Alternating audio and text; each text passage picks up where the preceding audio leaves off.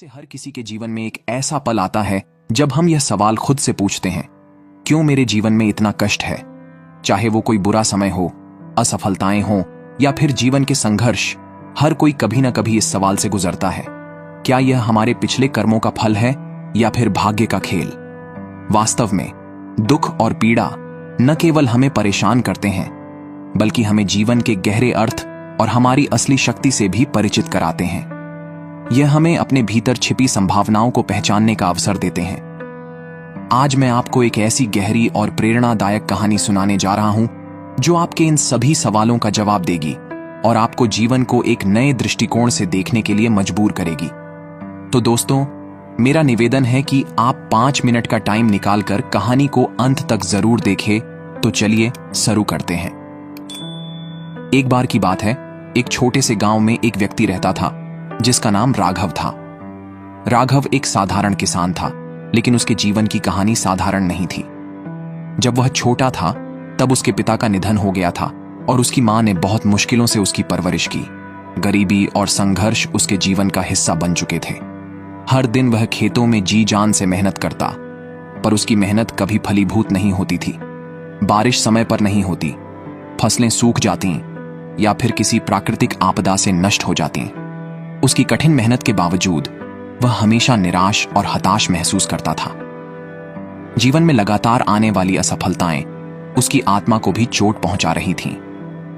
समय बीतने के साथ राघव का दुख और उसकी उदासी और बढ़ती गई। वह अक्सर सोचता, आखिर मेरे जीवन में इतना कष्ट क्यों है? क्या यह मेरे किसी कर्म का परिणाम है या भगवान मेरी परीक्षा ले रहे हैं? कई बार वह भगवान से शिकायत करता, पर उसे कोई जवाब नहीं मिलता था। उसकी मां ने उसे सिखाया था कि जीवन में हर संघर्ष का एक कारण होता है, पर राघव उस कारण को समझने में असमर्थ था। वह अंदर से टूट चुका था और उसे महसूस हो रहा था कि उसकी जिंदगी में कभी कोई खुशी नहीं आएगी।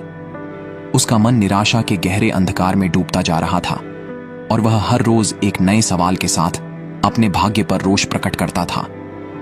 एक दिन जब राघव अपने खेत में खड़ा था और अपने जीवन के बारे में सोच रहा था, तो उसे एक अनजानी सी थकान महसूस हुई। वह अब और सहन नहीं कर सकता था। उसने अपने जीवन के हर हिस्से में संघर्ष और दुख देखा और अब उसे यह विश्वास होने लगा कि उसकी जिंदगी में कभी कोई सुधार नहीं हो सकता। उसने मन ही मन सोचा, मैंने कभी किसी का बुरा नहीं किया, फिर क्यों भगवान मुझे इतनी सजा दे रहे हैं? इस निराशा और दुख में डूबा हुआ राघव जंगल की ओर चल पड़ा। वह उस जंगल में चला गया जहां अक्सर लोग शांति और सुकून पाने के लिए जाते थे। जंगल के बीच एक विशाल पीपल का पेड़ था, जिसकी छांव में लोग अक्सर बैठते थे। राघव भी उस पेड़ के नीचे जाकर बैठ गया और अपने जीवन के बारे में सोचने लगा। उसकी आंखों से आंसू बह रहे थे और वह ऊपर आसमान की ओर देखता हुआ सोच रहा था, क्या मेरी तकदीर में सिर्फ कष्ट ही लिखे हैं? क्या भगवान मुझे कभी भी खुशी का स्वाद चखने नहीं देंगे? वह अपनी सारी परेशानियों और दर्द को भगवान के सामने रख रहा था, पर उसे कहीं से भी कोई जवाब नहीं मिल रहा था।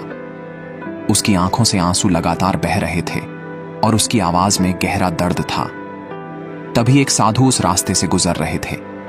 उस साधु के चेहरे पर एक अजीब सी शांति थी और उनकी आंखों में गहरा ज्ञान और करुणा दिखाई दे रही थी। संत ने राघव को अपनी ओर बुलाया और उसे शांत स्वर में समझाने लगे, बेटा, जीवन का यह चक्र कुछ इस तरह बना है कि यहां हर व्यक्ति को कभी ना कभी संघर्ष का सामना करना पड़ता है। दुख और कष्ट हमें यह एहसास दिलाने आते हैं कि जीवन में कुछ सीखना बाकी है। यह जरूरी नहीं कि तुमने कोई पाप किया हो, लेकिन यह संसार कर्म का बंधन है। तुम्हारे आज के दुख तुम्हारे पिछले कर्मों का परिणाम हो सकते हैं, या यह भी हो सकता है कि ये दुख तुम्हें और अधिक परिपक्व और मजबूत बना रहे हों।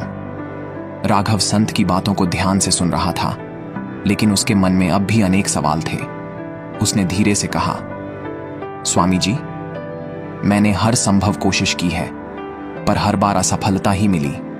अगर कर्मों का ही फल है, तो फिर मुझे कौन सा रास्ता अपनाना चाहिए ताकि मेरी मेहनत का सही परिणाम मिल सके? संत ने उसकी बात सुनी और फिर मुस्कुराते हुए कहा, समय और कर्म का खेल बहुत गहरा है बेटा। जीवन में हर व्यक्ति को अपने हिस्से का समय और संघर्ष झेलना पड़ता है। कभी कभी हम तुरंत परिणाम की उम्मीद करते हैं, लेकिन हमें यह समझना होगा कि जो भी अच्छे कर्म किए जाते हैं उनका फल देर सवेर अवश्य मिलता है। धैर्य और विश्वास से काम लो। जो भी तुम आज बो रहे हो उसका फल कल अवश्य पाओगे। अगर आज तुम्हारी मेहनत रंग नहीं ला रही है तो इसका मतलब यह नहीं कि तुम असफल हो। यह तो उस बीज की तरह है जो धरती के अंदर से निकलने के लिए समय लेता है। राघव ने गहरी सांस ली और संत की बातों से उसे कुछ राहत महसूस होने लगी। उसे यह एहसास होने लगा कि उसकी निरंतर कोशिशें और संघर्ष शायद आज न सही, लेकिन आने वाले कल में अवश्य उसका फल देंगे। संत ने राघव के कंधे पर हाथ रखा और कहा, अपने कर्मों पर विश्वास रखो और समय के साथ साथ जीवन की हर स्थिति को एक पाठ की तरह समझो। सुख और दुख दोनों ही हमारे जीवन के शिक्षक होते हैं। अगर हम धैर्य से काम लें और अपने कर्मों को सही दिशा में जारी रखें तो जीवन की कठिनाइयां धीरे धीरे कम होने लगेंगी। याद रखो, तुम्हारे कर्म ही तुम्हारी असली पूंजी है। हर परिस्थिति तुम्हारे लिए एक अवसर है जो तुम्हें भीतर से और मजबूत बनाएगी। राघव को संत की बातों में जीवन का नया अर्थ और दिशा दिखाई देने लगी। उसने संत के चरणों में सिर झुकाया और उनके आशीर्वाद से अपने जीवन की कठिनाइयों को एक नई दृष्टि से देखने की ठान ली। राघव ने संत की बातों को ध्यान से सुना और पूछा, स्वामी जी, मैंने तो हमेशा अच्छे कर्म किए हैं, फिर मेरे जीवन में इतना कष्ट क्यों है? क्यों हमेशा मेरे साथ ही परेशानियां आती हैं? संत थोड़ी देर तक चुप रहे और राघव की बात सुनते रहे। फिर उन्होंने कहा, राघव, क्या तुम जानते हो कि जीवन में जो कुछ भी होता है उसका एक गहरा अर्थ होता है।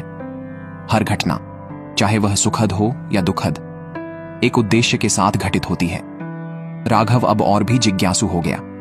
उसने संत से पूछा, स्वामी जी, क्या इसका मतलब यह है कि मेरे कष्ट भी मुझे कुछ सिखाने के लिए हैं? अगर ऐसा है तो मुझे समझ में क्यों नहीं आता कि मुझे इन कष्टों से क्या सीखना है। संत मुस्कुराए और कहा, यह संसार एक बड़ा स्कूल है और जीवन हमारी परीक्षा है। कभी कभी जो सीख हम लेना चाहते हैं वह तुरंत समझ में नहीं आती, क्योंकि हम अपने दुखों पर ही ध्यान केंद्रित करते हैं। लेकिन यदि हम ध्यान से देखें तो हर कष्ट एक नई सीख लेकर आता है। संत की बातों ने राघव के मन में एक नया दृष्टिकोण जगाया। अब वह समझ गया था कि जीवन में आने वाले हर कष्ट के पीछे एक गहरी सीख छिपी होती है। उसने महसूस किया कि उसे सिर्फ अपने दुखों पर नहीं, बल्कि उन अनुभवों से मिलने वाली सीख पर ध्यान देना चाहिए। जीवन का हर संघर्ष हमें मजबूत बनाने और हमारे भीतर छिपी संभावनाओं को उजागर करने का मौका देता है। गुरुजी ने आगे कहा, मैं तुम एक कहानी सुनाता हूं, इसे ध्यान से सुनना। यह एक मछली और मछुआरे की कहानी है। बहुत समय पहले एक शांत और स्वच्छ नदी के किनारे एक मछुआरा रहता था। वह हर दिन नदी में मछलियां पकड़ता और अपनी आजीविका चलाता था। एक दिन उसने एक बहुत बड़ी और सुंदर मछली को पकड़ने के लिए जाल डाला। मछली बहुत बुद्धिमान और तेज थी। उसने कई बार मछुआरे के जाल से बचने की कोशिश की थी, परंतु इस बार उसकी किस्मत उसका साथ नहीं दे पाई। मछुआरे का जाल बहुत बड़ा और मजबूत था और मछली उसमें फंस गई।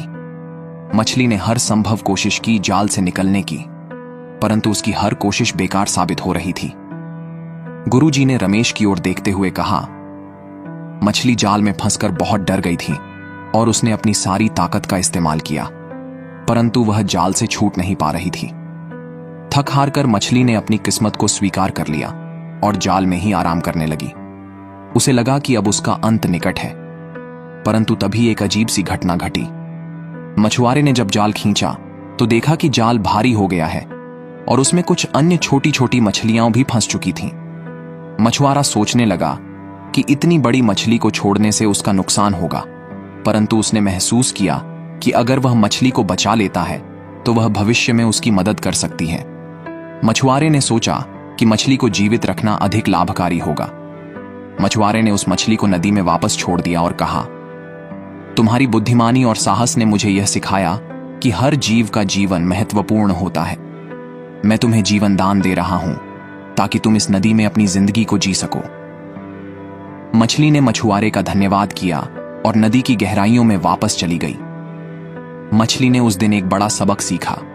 कभी कभी भाग्य और धैर्य मिलकर जीवन को एक नई दिशा दे सकते हैं। गुरुजी ने कहानी समाप्त की और रमेश से कहा, देखो रमेश, इस कहानी में मछली ने अपनी पूरी ताकत से संघर्ष किया, लेकिन अंत में उसे धैर्य और भाग्य पर भरोसा करना पड़ा। जीवन में जब हम हर संभव कोशिश कर लेते हैं और फिर भी सफल नहीं होते, तब हमें धैर्य और समय के महत्व को समझना चाहिए। कष्ट और चुनौतियां जीवन का हिस्सा हैं, लेकिन उनका सामना धैर्य, साहस और सोच समझ के साथ करना ही सच्ची जीत है। रमेश ने दोनों कहानियों को ध्यान से सुना और अब उसे यह समझ में आ गया था कि जीवन की कठिनाइयों से कैसे निपटना चाहिए। रमेश ने गुरुजी की कहानियों को गहराई से सुना और उनके संदेश को आत्मसात किया।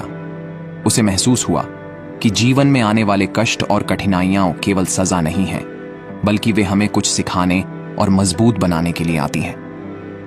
गुरुजी की बातों से प्रेरित होकर उसने अपने जीवन को एक नई दृष्टि से देखना शुरू किया। उसने सोचा, अगर हाथी और मछली अपनी कठिनाइयों का सामना धैर्य और समझदारी से कर सकते हैं, तो मैं क्यों नहीं?